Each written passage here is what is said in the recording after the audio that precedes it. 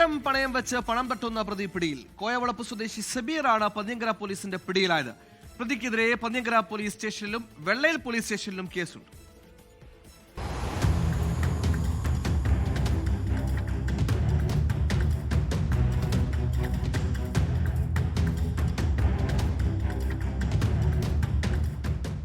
പന്നിയങ്കരയിലെ സ്വകാര്യ സ്ഥാപനത്തിൽ നിന്ന് മുക്കുപണ്ടം പണയം വെച്ച് 4,30,000 രൂപ തട്ടിയ കേസിലാണ് പ്രതി പിടിയിലായത്.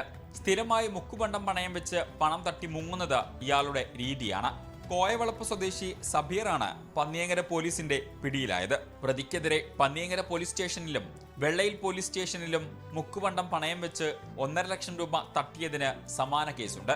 ഈ തട്ടിപ്പിൽ കൂടുതൽ പേര് ഉൾപ്പെട്ടിട്ടുണ്ടോ എന്ന് അന്വേഷിച്ചു വരികയാണെന്ന് പന്നിയങ്കര പോലീസ് അറിയിച്ചു. കോടതിയിൽ ഹാജരാക്കിയ പ്രതിയെ 14 ദിവസത്തേക്ക് റിമാൻഡ് ചെയ്തു.